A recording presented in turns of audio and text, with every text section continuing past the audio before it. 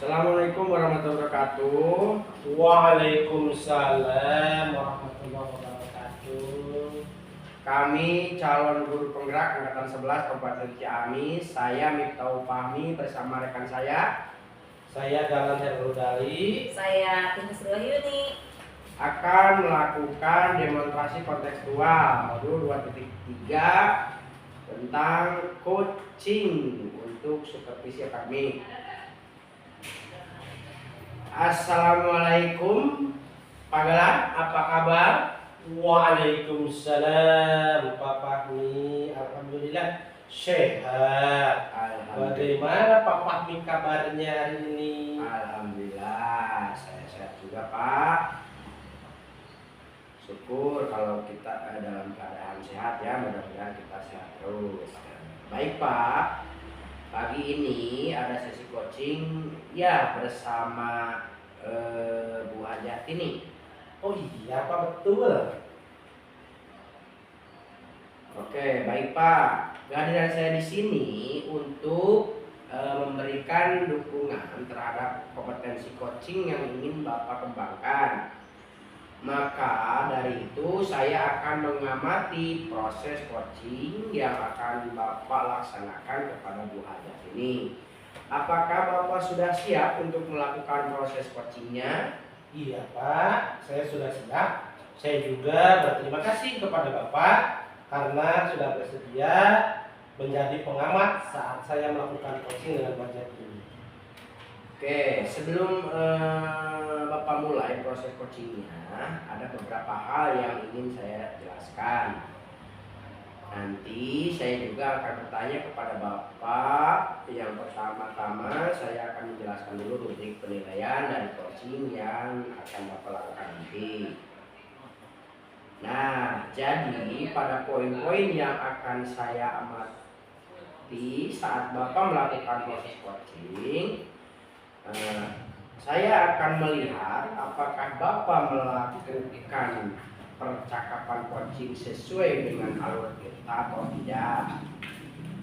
Nah, kita ketahui bersama bahwa alur kita terdiri dari tujuan utama, kemudian identifikasi masalah dan rencana aksi dan juga tanggung jawab ya Pak. Oh iya Pak, siap. Saya akan melakukan coaching berdasarkan alur tirta. Oke, selanjutnya saya juga akan mengamati apakah Bapak melakukan percakapan coaching berdasarkan prinsip coaching. Adapun prinsip coaching itu ialah membentuk kemitraan dengan coachee, kemudian memanggil potensi coachee itu dengan proses yang kreatif dan memaksimalkan potensinya ya Pak. Iya Pak, insya Allah saya akan berusaha. Oke, selanjutnya kompetensi inti dalam coaching yang perlu diperhatikan ialah kehadiran penuh atau present, kemudian mengajukan pertanyaan yang berbobot dan juga mendengarkan secara aktif. Apakah sudah jelas Pak Galan? Oh iya Pak, saya rasa saya sudah cukup jelas dengan rubrik yang Bapak telah sampaikan.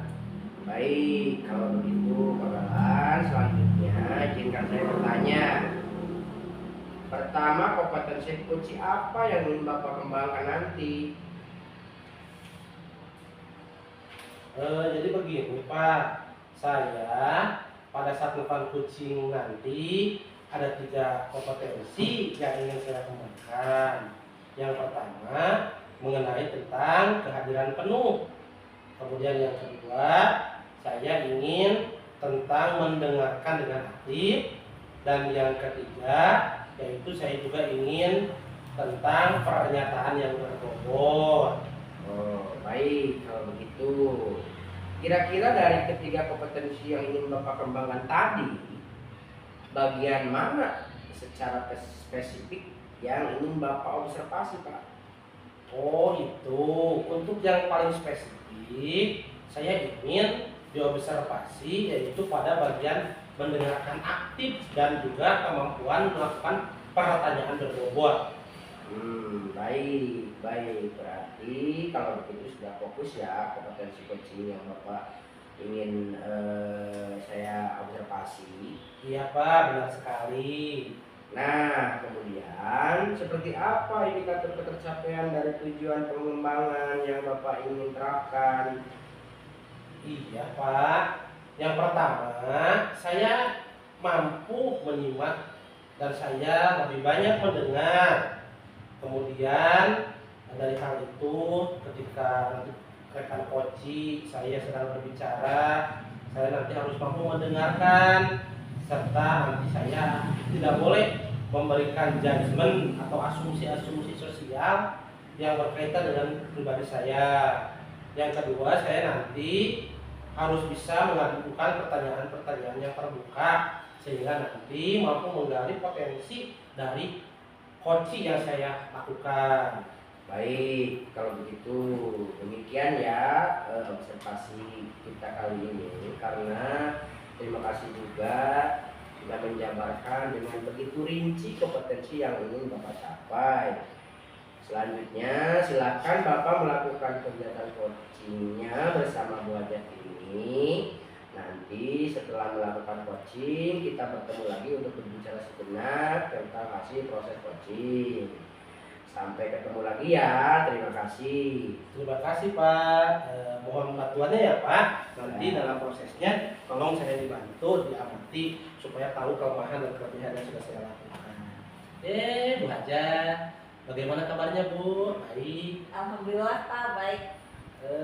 Ibu kelihatannya kok seperti murung seperti ini ya, mukanya suram-suram Tidak begini. dong, saya sekarang dalam kondisi yang senang karena mau di coach Oh gitu. Saya dengar-dengar kemarin, Ibu sepertinya mengalami permasalahan dalam pembelajaran.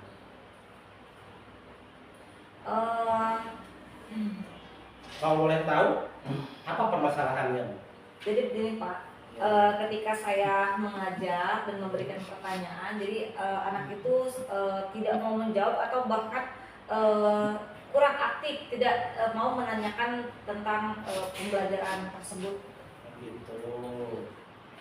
Nah, menurut Ibu, yang Ibu jelaskan tadi, masalah utama yang Ibu hadapi kira-kira yang berkaitan dengan keaktifan siswa dalam pembelajaran ini, selain kurangnya partisipasi, tentu ada kekhawatiran yang lain kan Bu? Ya tentu. Ya. Sekarang mari kita pikirkan nih, bagaimana kita bisa mengatasi masalah ini. Apa yang kira-kira bisa kita lakukan untuk meningkatkan keaktifan siswa? Jadi sebenarnya saya ingin mencoba mengubah cara mengajar saya dengan pembelajaran berdiferensiasi dan agar dapat memfasilitasi seluruh gaya belajar murid, Pak. Nah, itu bagus sekali Bu idenya. Bagaimana jika kita coba pendekatan yang berbeda ini? Seperti yang Ibu jelaskan barusan, saya rasa saran Ibu ini harus dilaksanakan karena nanti ketika sudah diberlakukan diferensiasi, akan ada diferensiasi konten, ada diferensiasi proses, dan diferensiasi produk tentunya. Sehingga murid-murid Ibu dengan gaya belajar yang begitu banyak di kelas merasa terpenuhi kebutuhannya. Bagaimana menurut Ibu Tini? Iya Pak, saya setuju. Saya akan melakukan pembelajaran berdiferensiasi baik dari konten, proses, dan produk. Oh baiklah, sekarang mari kita buat rencana yang lebih konkret. Minggu depan Ibu bisa mencoba menerapkan pembelajaran berdiferensiasi. Oke Bu? Siap-siap Pak. Kalau begitu, setelah menerapkan rencana aksi ini, apa yang akan Ibu lakukan untuk memantau perkembangan anak-anak murid tersebut?